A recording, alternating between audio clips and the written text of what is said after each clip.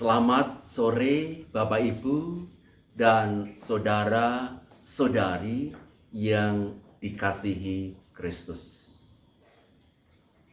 Kita berjumpa kembali dalam pendalaman Alkitab yang perdana di tahun 2021. Kiranya damai sejahtera senantiasa menyertai kehidupan kita. Bapak, Ibu, dan saudara-saudari yang dikasihi Tuhan, sebelum kita membahas pendalaman Alkitab kita pada saat ini, mari kita terlebih dahulu berdoa. Kita berdoa. Kami mengucap syukur kepadamu ya Tuhan, untuk setiap anugerah dan penyertaan Tuhan, baik di tahun 2020 yang sudah kami lewati, demikian juga dalam kami menjalani tahun 2021 dan masih dalam masa pandemi ini. Kiranya Tuhan senantiasa memberkati dan menyertai dalam kehidupan kami, keluarga kami, pekerjaan kami, dan segala aktivitas yang kami lakukan.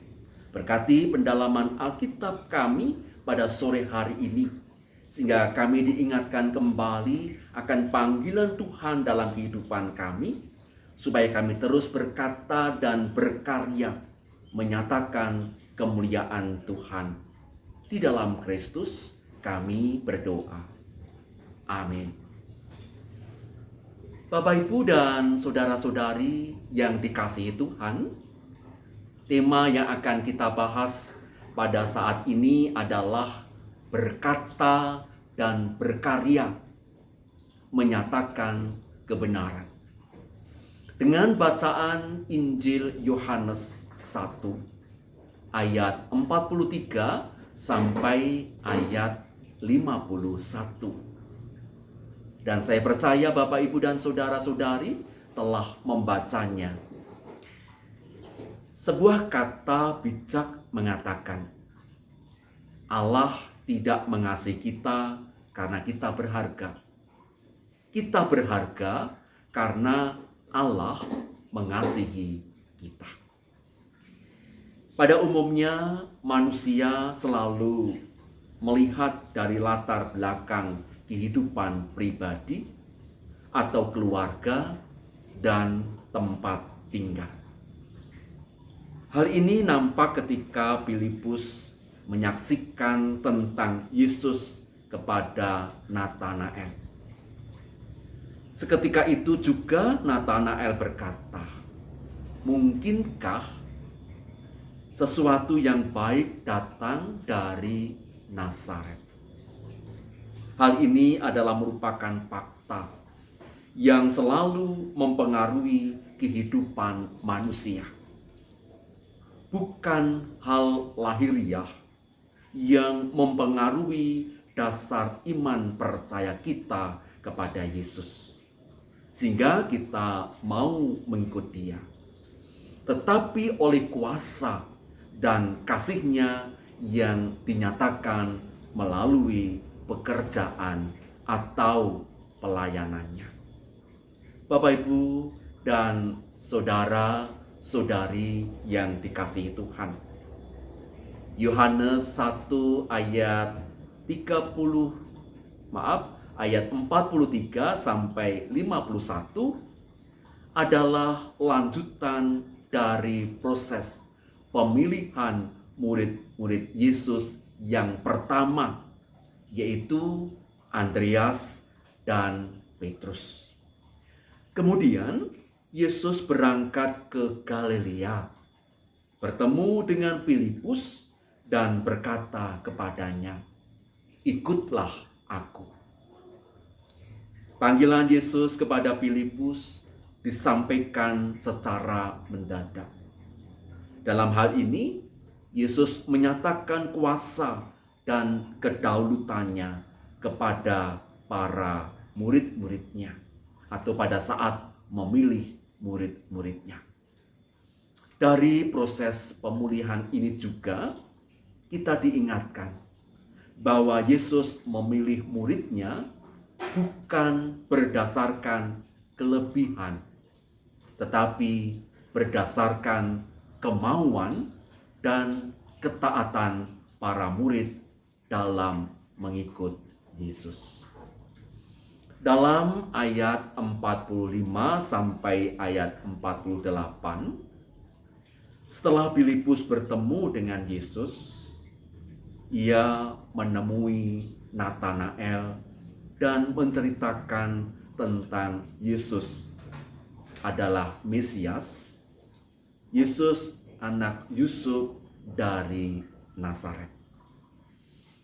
Kemudian Natanael mengatakan, "Mungkinkah sesuatu yang baik datang dari Nazaret?" Pertanyaan Natanael menunjukkan keraguan oleh karena status tempat tinggal dan keluarga yang dipandang rendah atau tidak terhormat.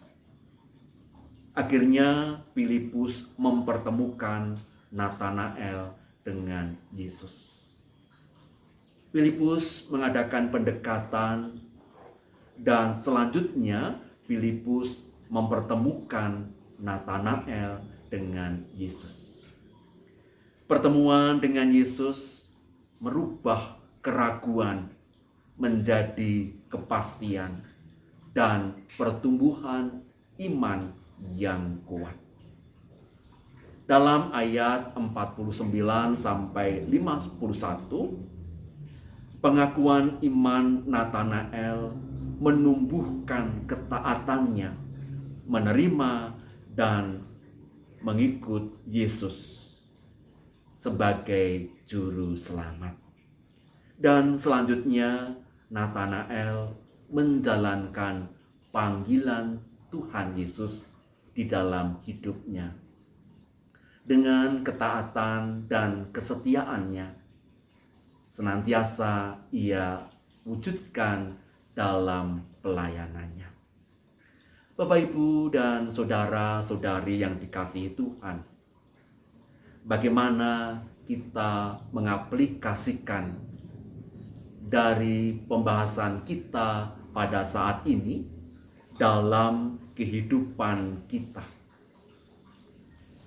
Kita perlu mengingat kembali tentang panggilan kita sebagai murid Kristus. Apakah kita senantiasa setia menjalankan panggilan Tuhan di dalam kehidupan kita? Apakah dengan berbagai kesulitan, tantangan, dan pergumulan yang kita hadapi, Semua itu dapat melunturkan atau memudarkan akan makna panggilan kita sebagai murid-murid Kristus.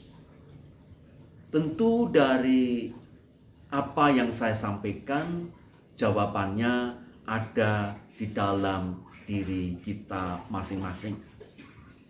Oleh karena itu, marilah dalam diskusi kita pada sore hari ini, kita mengingat dan menghidupkan kembali akan panggilan kita sebagai murid Kristus dalam pelayanan kita kepada sesama. Sehingga setiap perkataan kita adalah perkataan yang baik. Demikian juga karya-karya kita adalah karya-karya yang menjadi berkat bagi orang-orang di sekitar kita. Terlebih dalam masa pandemi yang masih berlangsung dalam kehidupan ini, mari kita terus menghidupi panggilan kita sebagai murid Tuhan. Untuk pertanyaan yang menjadi bahan diskusi akan saya tuliskan dan mari kita diskusikan sehingga kita akan kembali disegarkan atas panggilan kita sebagai murid Kristus. Selamat berdiskusi dan menghidupi panggilan kita sebagai murid Tuhan Yesus. Amin.